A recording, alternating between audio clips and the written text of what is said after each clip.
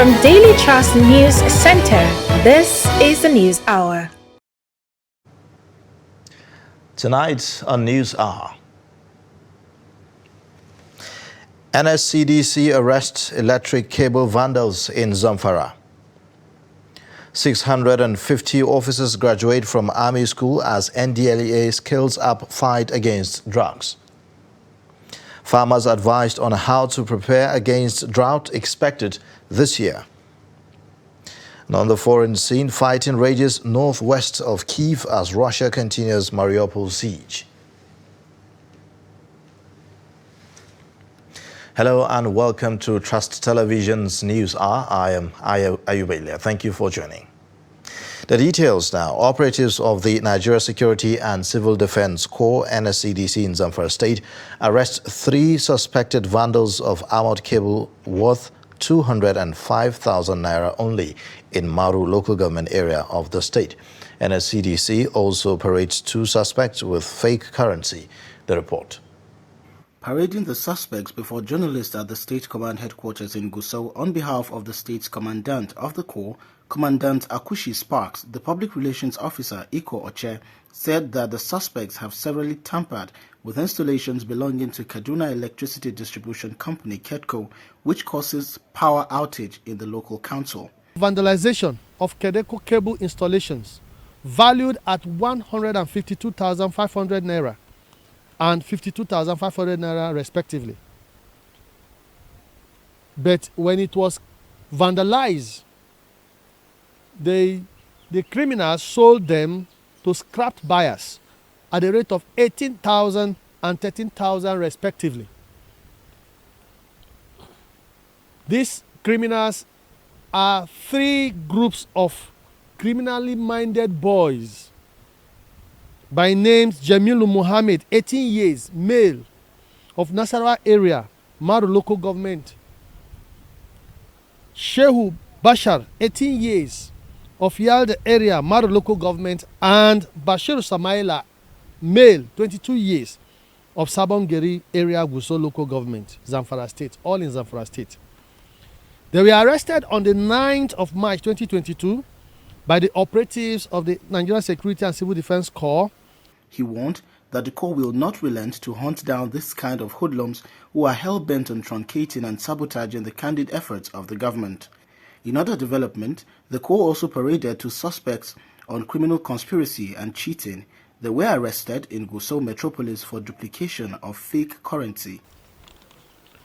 One Sumaya Bara, aged 35 years, a female, who conspired with one Mukhtar Musa, aged 52 years, male, to duplicate money for her through the use of voodoo.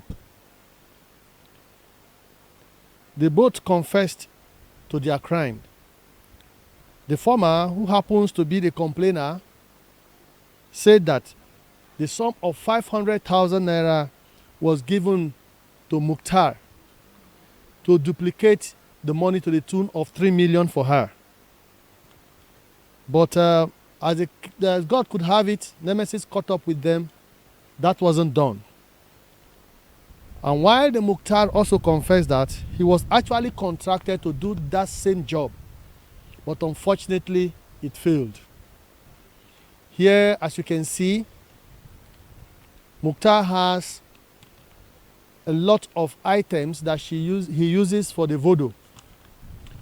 It may interest you to know that Sumaya, who is a complainer, is at large because when she noticed that she too is involved, found guilty of conspiring with Mukhtar, she decided to be at large. Among the exhibits recovered from Mukhtar were assorted spiritual perfumes, 2 white plain cloths, 4 papers in form of booklets with ambiguous Arabic symbols used for voodoo.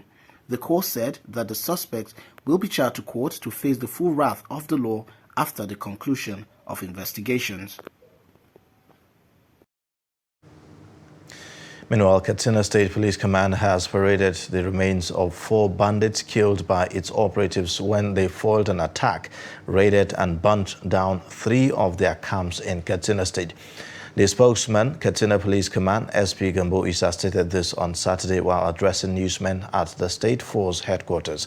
According to him, the 4 bandits were neutralized when the command received credible intelligence report that terrorists in their numbers riding on motorbikes armed with AK-47 rifles attacked Mama village in Malumfashi local government area where they rustled animals and were heading back to the forest.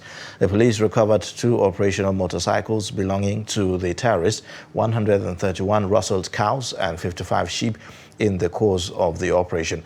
Similarly, the Dutsemma Police Area Command and his commander and his team foiled another terrorist attack at Tugugari village in Matazu local government area where the hoodlums rustled an unspecified number of domestic animals.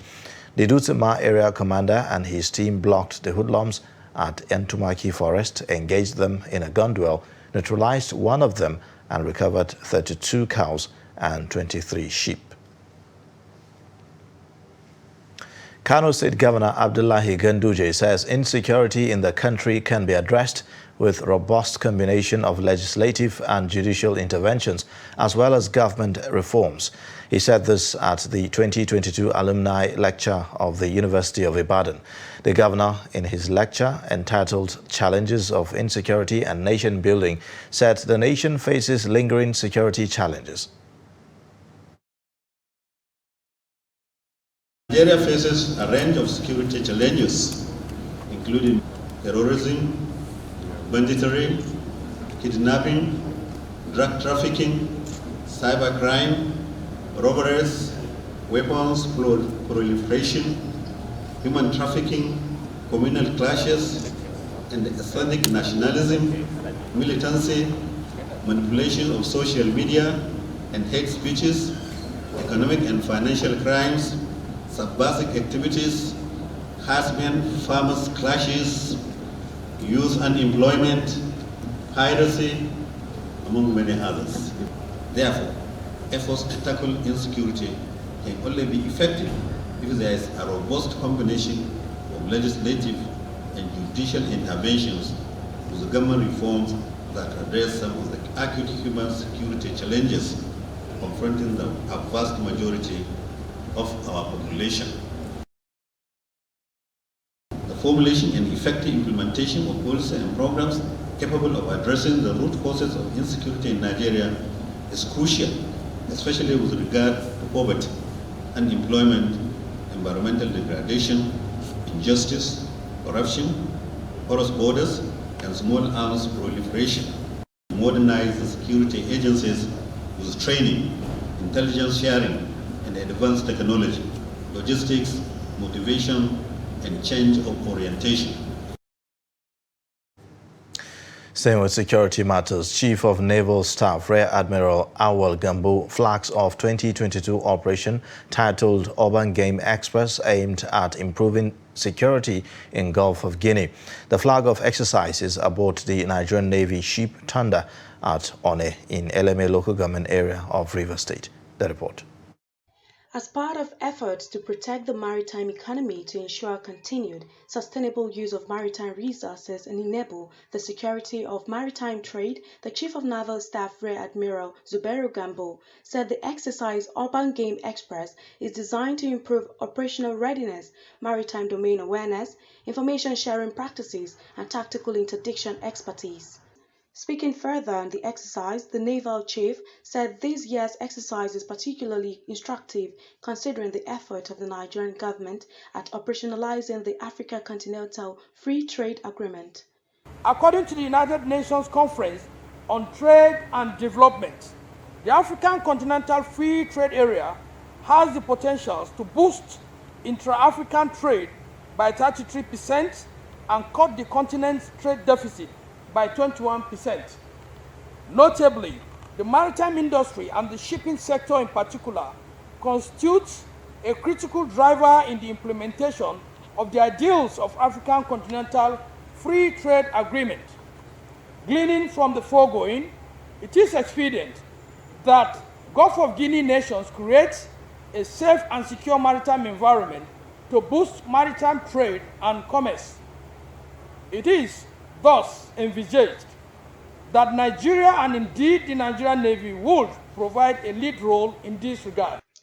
The Chief of Naval Staff commended United States government through the U.S. Africa Command and other international partners for facilitating and sustaining the exercise, expressed Obangame just as he expressed hope that this year's exercise would achieve the target of ensuring security at the several waterways amongst Gulf of Guinea nations. Flag Officer Commanding Central Naval Command Rear Admiral Idi Abbas says the exercise will keep maritime and economy business alive and will provide the impetus towards enhanced overall maritime safety. Exercise Obangame Express 2022 presents that ample opportunity for the Nigerian Navy to work together with other regional and friendly foreign navies in the spirit of the Yaoundé Agreement. The exercise, from its inception in 2010, has grown in both complexity and in accomplishment, starting out with just 9 participating nations in a centralized exercise. Obangame Express has moved to decentralized events with about 28 participating nations and about 100 individually evaluated events. The exercise will aim to create a safe and secure maritime environment for shipping and other economic activities through the prevention of piracy, sea robbery, crude oil theft, illegal bunkering, and other forms of criminalities within our maritime domain. Pertinently, 32 nations will be conducting concurrent activities within the 5 maritime operation zones in the Gulf of Guinea during this year's exercise. The Nigerian Navy has deployed 8 ships, 1 special boat service unit, 2 helicopters, and the 5 maritime operation centers. The exercise is expected to last for 6 days within the Gulf of Guinea nations, with 24 friendly forces participating in this year's exercise, with representatives of the agencies including United Nations and Africa Command present. Now, 650 officers of National Drug Law Enforcement Agency Strike Force Unit graduated from the Nigerian Army School of Infantry, Jaji, in Kaduna State after weeks of rigorous specialized trainings in a bid to wage relentless war against drug cartels. Speaking at the ceremony, Chairman and Chief Executive of NDLEA, Buba Marwa, told the graduating Strike Force operatives to be mindful of their professional career in the agency. He said the specialized training and skill acquired thereof will no doubt enhance their competence in the special role in the war against illicit drugs. While about 600 Strike Force operatives participated in special warfare training, 50 others had all-arms drills training. Katsina State Governor Aminu Masari wants APC members in the state to unite and forgive one another. He made the call during a stakeholders meeting of All Progressives Congress at Muhammadu Buhari House in Katsina. Governor Masari said he does not impose candidates and believes politics is about people's freedom to choose their leaders. Jamil Mabai reports from Katsina. The All Progressive Congress APC in Katsina State has concluded arrangement for the upcoming local government election in the state. This was disclosed during stakeholders meeting at the Muhammadu Buhari House. Governor Aminu Bello Masari, who commended party leaders at all levels for the role they played during the local government primary elections. As a leader, the governor personally apologized to aggrieved members to forgive the party. I want to draw your attention so as to apologize, seek understanding for those who were not happy with what happened. Subsequent events might favor any aggrieved member. In the name of God, I apologize to those who couldn't clinch the ticket, and may God reward them for their patience. Governor Aminu Bello Masari equally stressed the importance of the upcoming election as one of the party's priority. The upcoming local government election is where we build the foundation for those that will assist the party at polling units. He appealed for cohesion and unity for the overall success of the party. In his opening remarks, the Katsina State APC chairman also called for unity among members now that the upcoming local government election is around the corner. Once again, we appeal for your support, unity like you have done before as we approach the local government election in April. The chairman said the official handing over of party flag to candidates for all the 34 local governments will take place on the 30th of March in Kankia local government. Jamilu Mabai, Trust TV News, Katsina. Staying with electoral matters, Independent National Electoral Commission INEC says it has so far registered 65,219 new voters in Gombe State. The commission will suspend its continuous voter registration exercise in July. This comes as the electoral umpire strategizes to coordinate voters' distribution in the newly created 770 polling units across the state. Ibrahim Ismail has more. Ahead of July 2022 deadline for the closure of continuous voter registration exercise by the Independent National Electoral Commission INEC, residents of Gombe are up to the task as they create time to register to enable them participate in the 2023 general elections.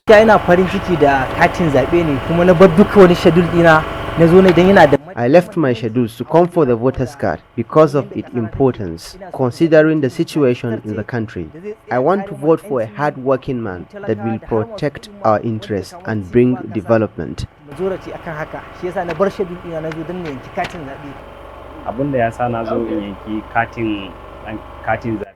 I came to register for voters card because of patriotism to vote in the upcoming election. I want to vote for a good leader who can bring development.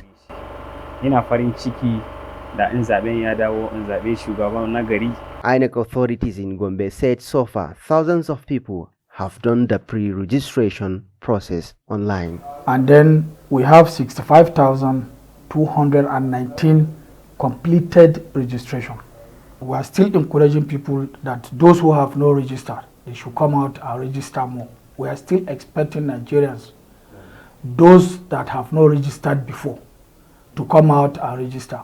Those that registered and they did not get their permanent voters card, they should check our offices to collect their permanent voters card. Gombe has 770 polling units, in addition to 2,218 polling units during the 2019 elections. The Commission is facing a challenge as it has to coordinate voters in the newly created polling units. Now we have additional polling units of 770 new polling units in Gombe State. So those polling units cannot be left alone without people transferring from the congested polling units in the whole state to those polling units.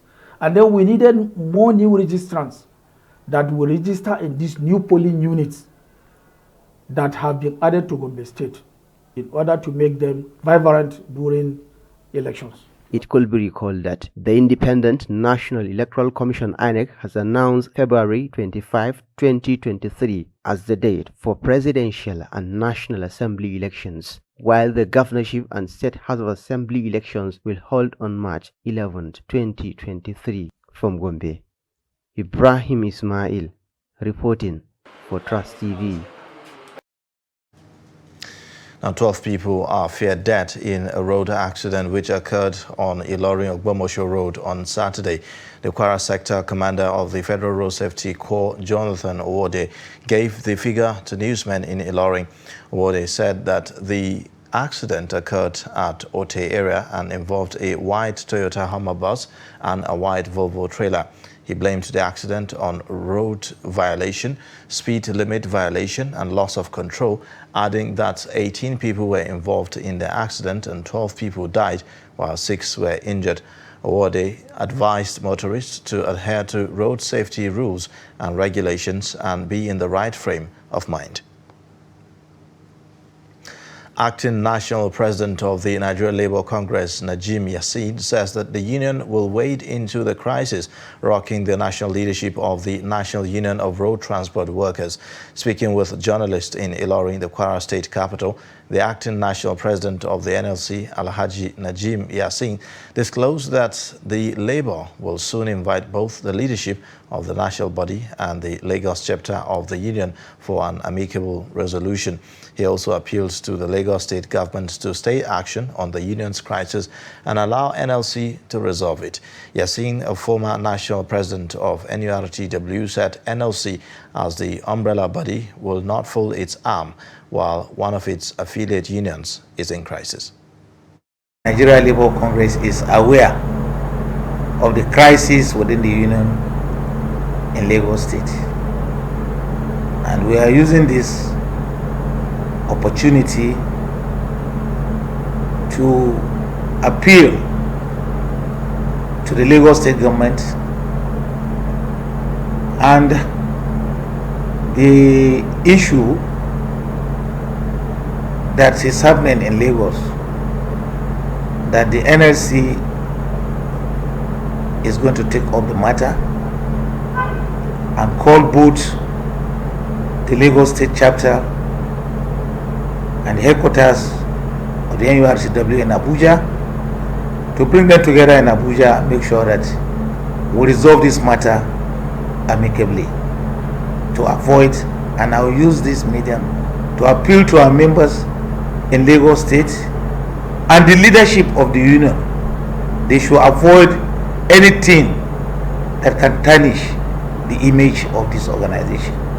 The NURTW is one of the major affiliates of the NLC, and we cannot fold our hands and see things going out of hand.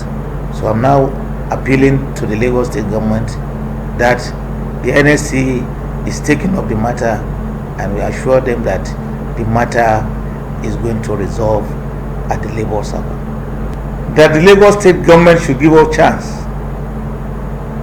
for us to resolve the matter, to stay action, the action they want to take, because if that action is taken, it will affect the true members of the organization. And that is why the NLC is there, where there is any issue within any trade union, to mediate and bring amicable solution. And that is why we are now coming in, seeing that the matter is getting out of hand. The NLC have to come in and make sure that we bring peace both within the Lagos chapter and the headquarters of the union.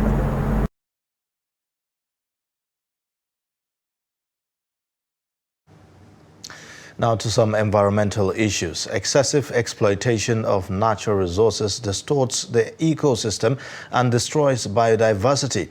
Indiscriminate cutting down of trees is a major cause of environmental degradation that hampers conservation of natural habitat in Katsina State. Now, Abdullahi Yamadi examines implication of rampant cutting down of trees in the state as it affects the environment and how it exposes people to danger. The report.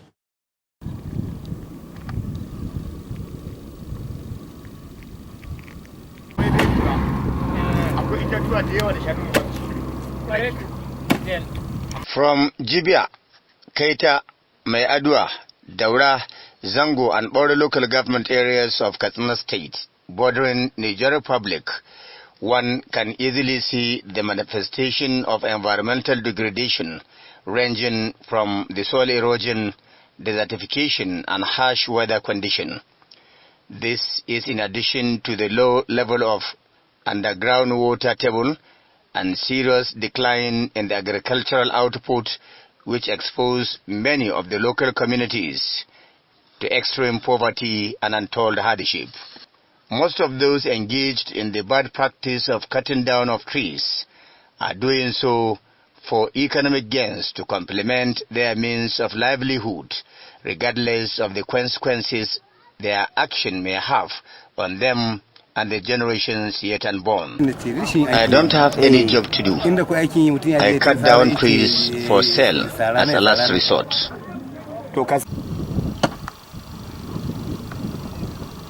Sometimes I get 5,000, 10,000, up to 15,000.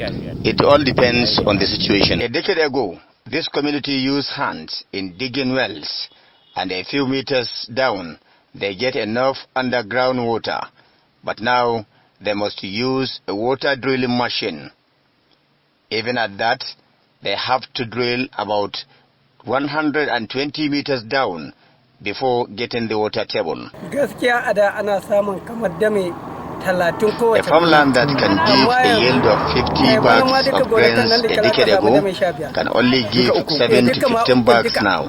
There is a serious decline. If that is one of the major consequences of cutting down of trees, it means we're in trouble. Most of the vegetation covers here have been destroyed. Farmlands have been devastated, exposing the entire environment to so many hazards. Similarly, experts say population expulsion, high cost of cooking gas as well as kerosene have forced many to resort to the bad practice of cutting down of trees for firewood.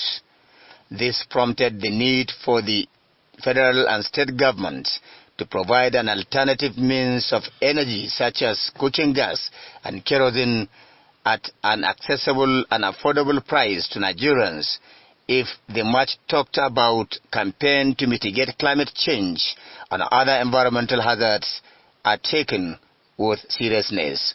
Abdullahi Ismayamadi, Trust Television News, Katsina.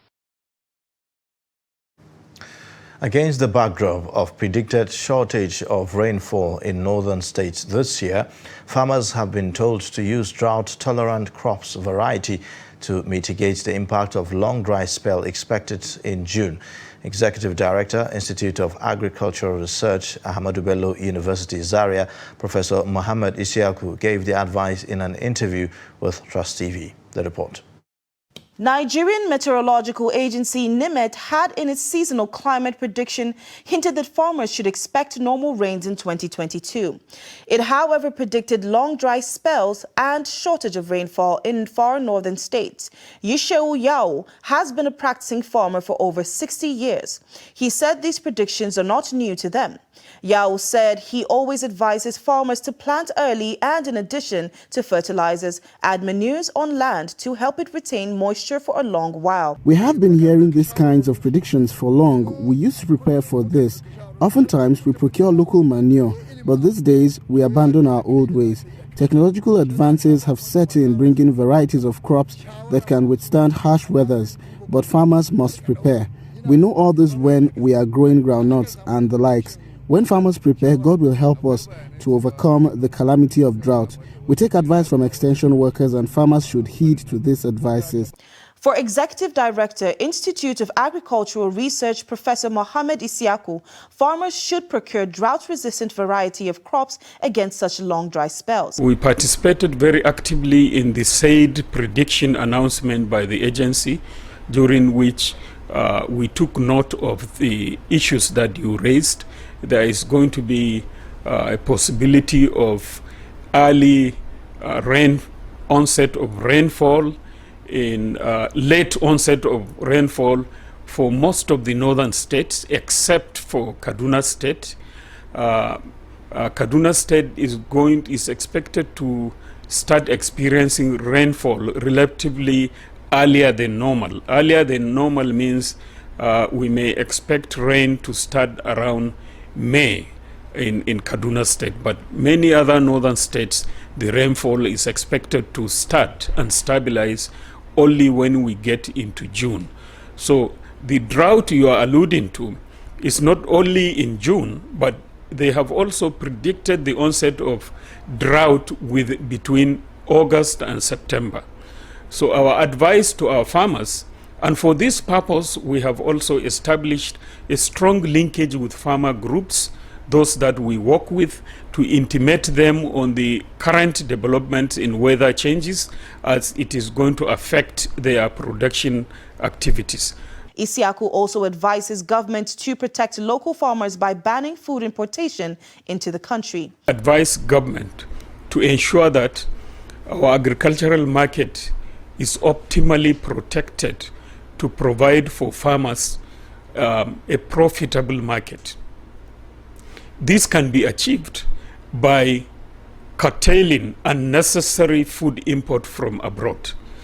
It is the profitability of agriculture that will sustain our farmers in the practice of agricultural production and sustain our security in terms of food production. Nigeria's government recently announced trade policy to stop foreigners from buying farm produce directly from farmers.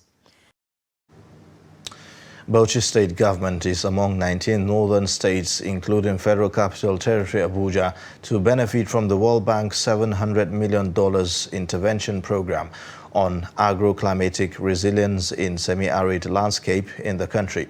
Director General, Bauchi State Environmental Protection Agency, Dr. Kabir Ibrahim, said this to newsmen after commissioning the mobile court of the agency. Adamu Imam reports. During the commissioning of the mobile court, laboratory and ICT center, the director says the project is aimed at achieving results in the area of environmental challenges across the benefiting states. The civilians of the trees to the doorstep of the general public.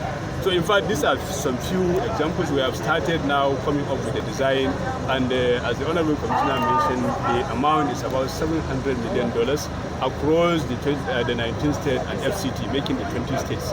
So, and the approach or the way that we will be drawing the money is based on our performance. So it's a performance-based project where the $700 million is in the basket.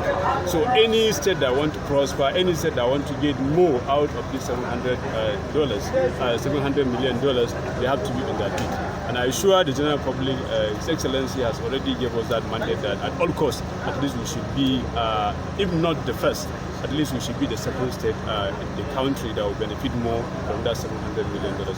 In his remark, the Registrar Environmental Health Council of Nigeria, Yakubu Baba, commended the governor for appointing a competent hand to man the affairs of the agency and hoping to achieve a legislative backing as a great milestone. Facility for the enforcement of public health laws in Bauchi State. And you know, this instrument that is supposed to be used by the environmental health officer is called the public health law. The law was the original law, 1958. It may interest you to know that the fines in that law is in shillings. So no matter how we try as much as we can to enforce the legislation, at the end of the day you charge an offender in shillings. It's a laughable issue.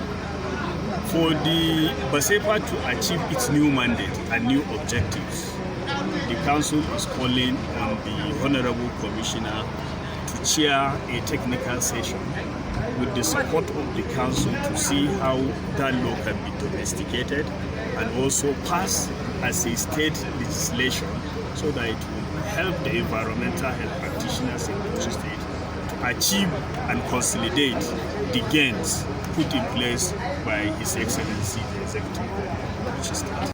He appealed to the state government to collaborate with the relevant stakeholders for ensuring the passage of the environmental bill by the State Assembly. He maintained that the project is targeted to resolve lingering issues across environment, agriculture, as well as water resources sectors in the 19 northern states, including the Federal Capital Territory, Abuja. Adam Imam, Trust TV News, Bauchi. You're watching Trust News Hour. Coming up shortly. Making fortune from scrap scavenging. Details and more after the break.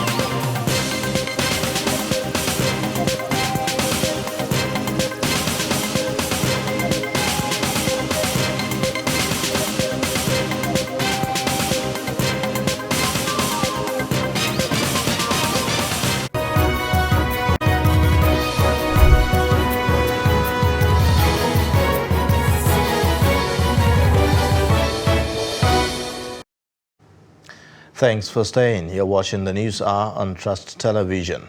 Here's a look at the top stories again. Operatives of the Nigeria Security and Civil Defense Corps NSCDC in Zamfara State arrest 3 suspected vandals of armored cables. Plus, 650 officers of the National Drug Law Enforcement Agency Strike Force Unit graduated from the Nigerian Army School of Infantry, Jaji, in Kaduna State after weeks of rigorous specialized trainings.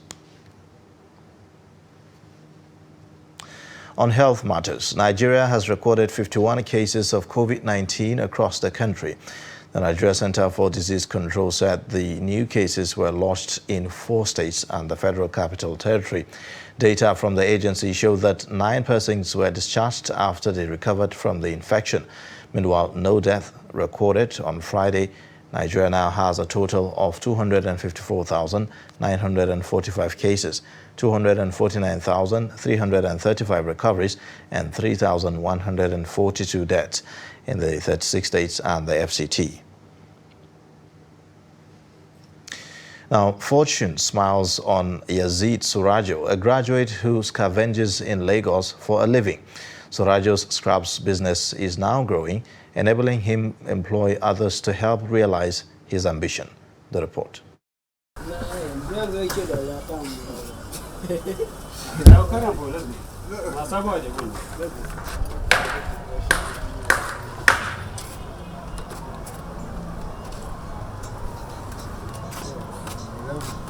I give you the money for it. Let me just pretend as if I give you some. Yazid Suraju is a native of Karofi in the Sima local government area of Katsina State.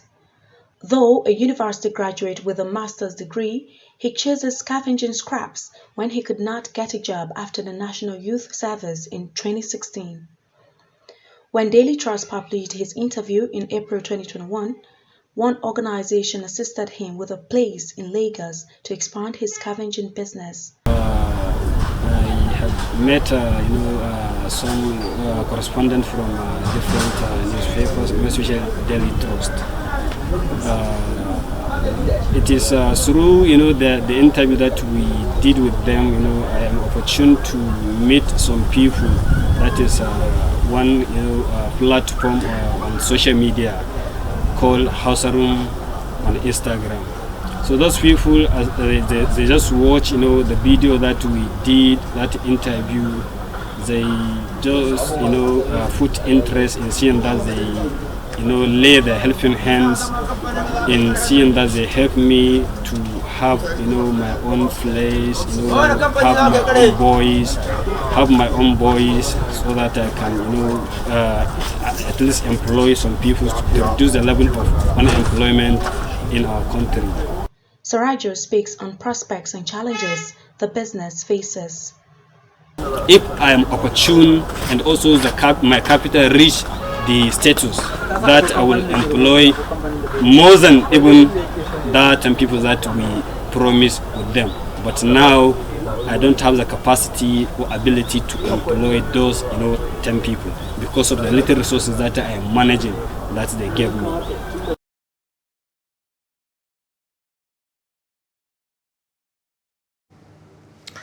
Children are exposed to lots of positive and negative content since the advent of social media. Reading culture is fast eroding among pupils thanks to more time they now spend on social media. In this report, Abubakar Abdullahi speaks to some parents in Lafia on how they cope with the influence of social media on their kids. The report.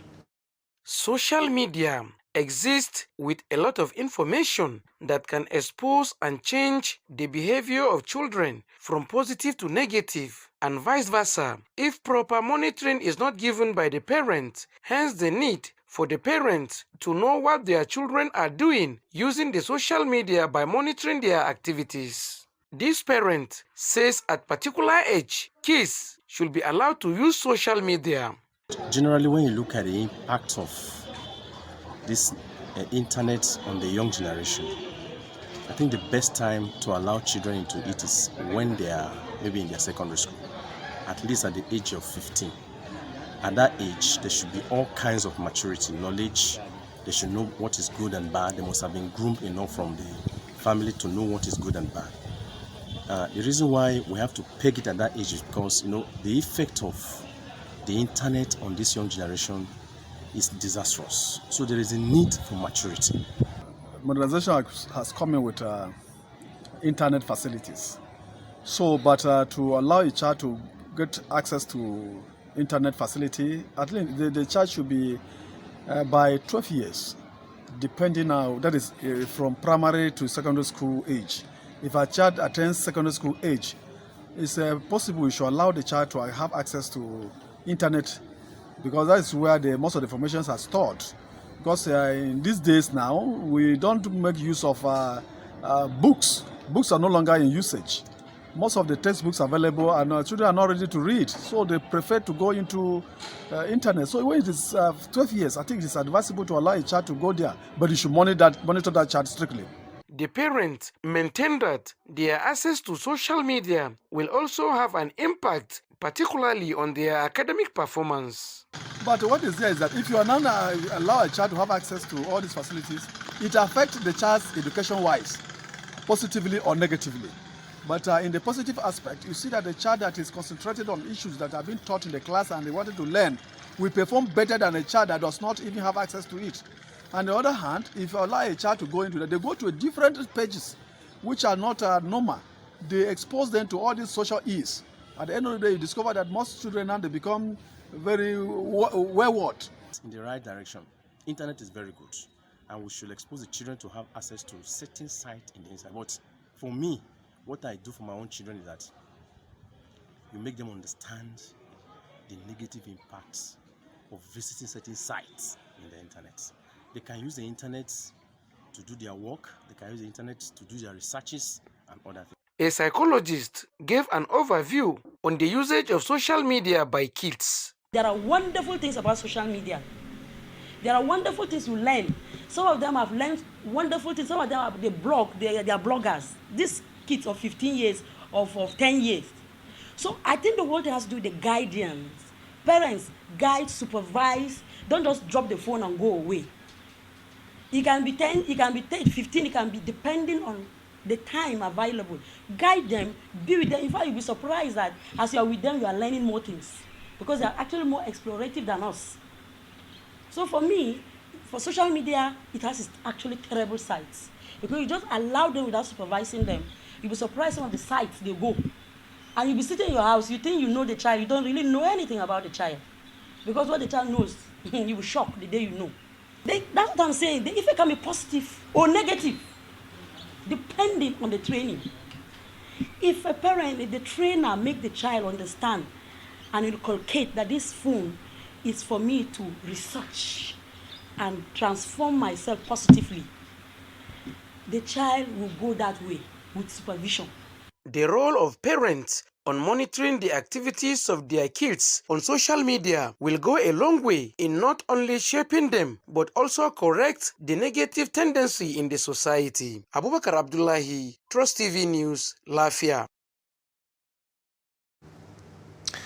Introduction of non-intrusive inspection technology by Nigeria Customs Service at the nation's ports will improve trade, facilitate ease of doing business, and enhance national security.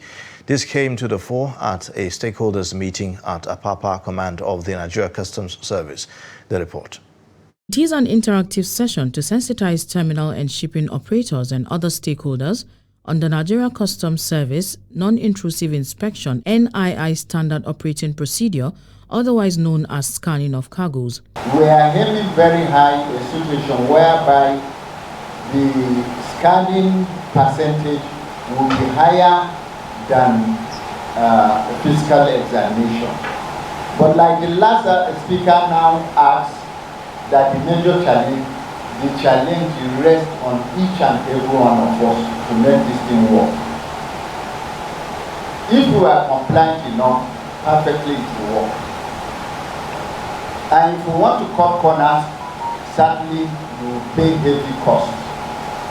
So the whole thing rests on us to make it work, because we're operating in the 21st century customs, and Nigerian Customs Service will want to be among the top custom administration. A paper presentation at Sensitization centered on the flow of the scanning operation and the benefits of technology. The question and answer session gave stakeholders a deeper knowledge of the scanning process. Here, you are just taking this, you are taking the consignment from the ship to the scanner side and you start. And you only need to leave the container only when it is suspect or when the owner is coming to pick, the consignment. So for the agent, you have no demurrage as far as this process is concerned. In line with the international best practices enshrined by the World Customs Organization, the non-intrusive inspection being a simplified technologically aided procedure with the sole purpose of scanning and analyzing images of goods in a container makes it a fundamental tool for trade facilitation. After over 3 decades of successful outing and existence as a body of women in the media, the National Association of Women Journalists, NAWOJ, marks the milestone with Thanksgiving service at the Al-Habibiyah Islamic Center in Abuja. This is coming after the Christian members of the association had earlier marked the feat at a Christian center. Members of the body at the event encouraged more women to pursue and practice journalism career in a bid to give a voice to women. Trust TV's Aisha Salihu attends the event and brings us this report. The 32nd anniversary Thanksgiving service, although marked at an Islamic center, is not exclusive to National Association of Women Journalists Muslim members only. It equally served as an avenue to break the communication gap while breaking the gender bias in the practice of journalism. Personally, I want to say I appreciate them because let me take it from the point of Al-Habibiyah. Islam actually encourages broadcasting. It encourages journalism. I always tell people, if you listen to the last sermon of the prophet, he said, those who are here, you take the message to those who are not here. The meaning is that go and read journalism, encourage journalism. So all this, I always tell them, for the Muslims, yes, Muslims, we have not been doing well when it comes to this. But the journalists among us, the women among us, at least I've worked with so many of them, and I can say authoritatively that they are proud to us and they are doing their best, and I hope they will do more and other people will also join them. Members of the women media body present at the Thanksgiving service commended the tremendous feat of the organization since its inception. When NAWOJ came into being, you could count at the tip of your fingers how many women were members of NAWOJ. Today we can boast of thousands of NAWOJians in Nigeria. That is one big achievement of NAWOJ in Nigeria. And most of the things we do, that we enlighten, we educate, we entertain, we inform people. We have been able to carry along a lot of women. And NAWOJ is in almost all states of this country, including the FCT. Most of our former leaders in NAWOJ have done a great, commendable achievement and feat for NAWOJ in Nigeria, because they made sure that there was enough advocacy, enough publicity about NAWOJ. Every time we have functions, we invite people, even those who are outside NAWOJ would come and witness and make sure that they carry further the message that we have. They say they appreciate God's divine intervention in discharging the organization's duties channeled towards the cause of top-end journalistic ethics. As NAWOJ, as an association, we deem it necessary to give thanks to Almighty God who has kept us this far. 2 weeks ago, we just clocked 32 years as NAWOJians, as NAWOJ as an office. And so we deem it very necessary to come and return all thanks to God who has preserved us over the years with all the success stories we have recorded. And for more success stories we are still going to record, particularly when you're dependent of God in anything you do. And so we just thought it wise that we cannot continue this race, we cannot continue this development work without returning all glory to God. So that's why we're here to come and give thanks on behalf of the association. The association is established to increase women's access and leadership in the media. Aisha Salihu, Trust TV News, Abuja. Stakeholders in the education sector are calling for increased involvement of the private sector to improve the quality of education in Nigeria. Speaking during a sports tournament at the Moshood Abiola Stadium in Abuja, the stakeholders explained that until more members of the private sector get involved, the government will continue to struggle with delivering quality education to Nigerian children. According to UNICEF, 10.5 million children are out of school in Nigeria, which indicates that 1/3 of Nigerian children are not in school, and 1 in 5 out of school children in the world is a Nigerian. No longer do it. That's why some of us in the private sector who are intervening in the education sector. If you leave it in the hands of government alone, there will be so many vagabonds rolling around the town. So my appeal is more involvement of the private sector. Government cannot do it alone. Now, if everybody feels unconcerned about the development of these youth, before you know it, you are raising army for Boko Haram, for all these marauders along our roads. We must encourage the private sector investment in education. This is the only way that Nigeria can be better. Sports help us, get the children to pick this required skills in the area of friendship, loyalty, team spirit, sportsmanship. Very important. They are taught at this very early stage to be magnanimous in victory and to also accept defeat in good faith and to learn loyalty. We have put all these into them to make them whole, children who are ready for the world. You're watching the News Hour on Trust Television. Now the news continues after this breather.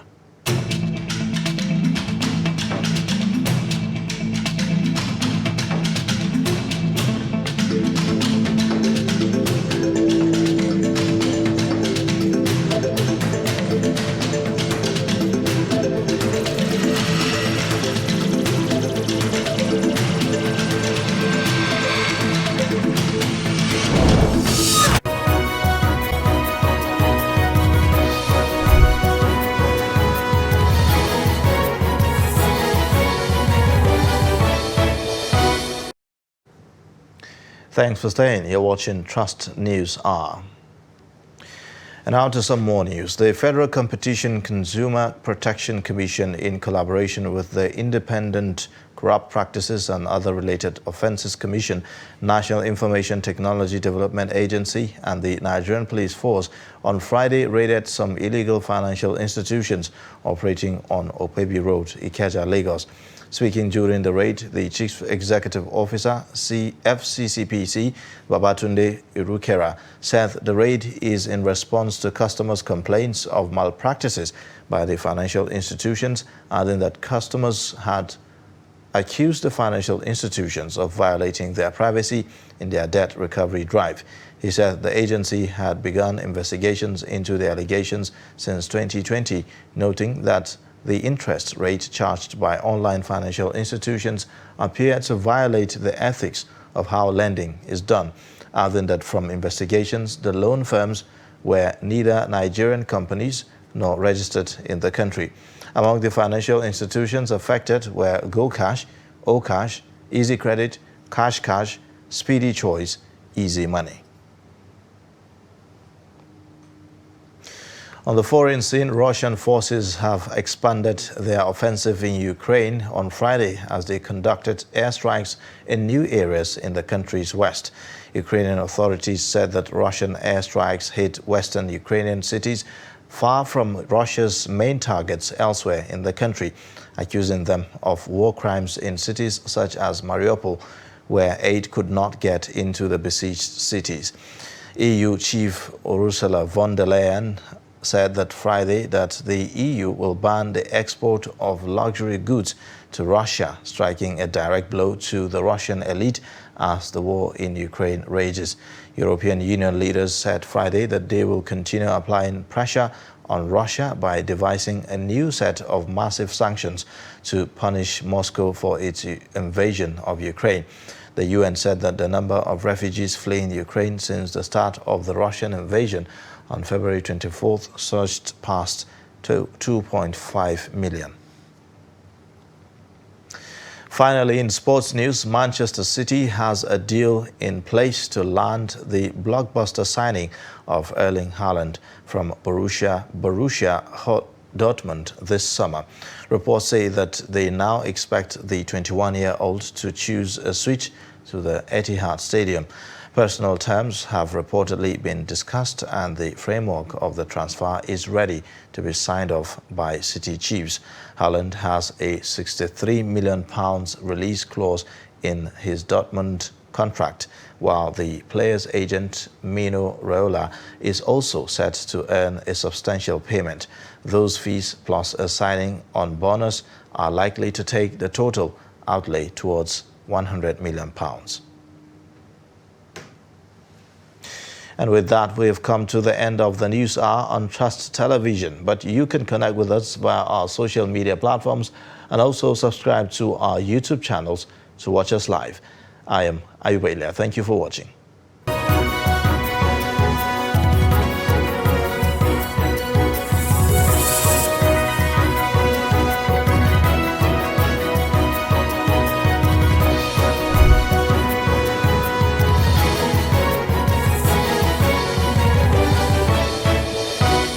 The idea was to give the interim government confidence that there is somebody, a military man, who is well known, who can be accepted. You alluded to the case of your son, Umar Farouk.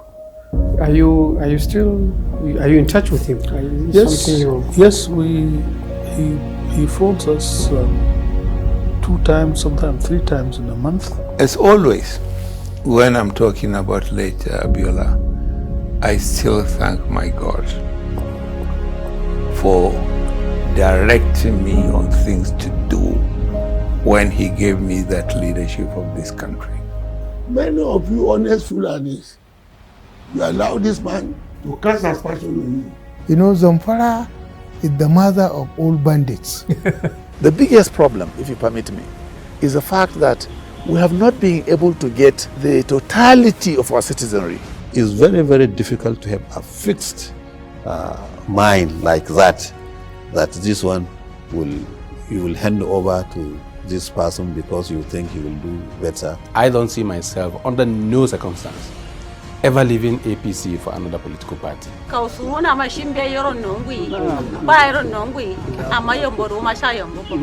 Here on the Mambila Plateau. And this is where the hydroelectric power dam is supposed to be constructed. Most people in Nigeria are ignorant of the fact that employing a child as a maid is in fact against the law.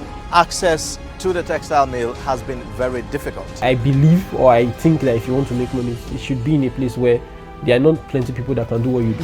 From the way things are happening now, I don't think the two parties will make any impact. I've been talking about the updates concerning the campaign of Nigerian Super Eagles in Abuja. Bola Tinubu has informed President Muhammadu Buhari of his ambition to contest for the position of president. To be self-reliant, a blind man defies all odds to become a carpenter in Gombe State. The country is now experiencing a 4th wave of the COVID-19 pandemic with the emergence of the Omicron variant. Talks are ongoing between NRC management and the union.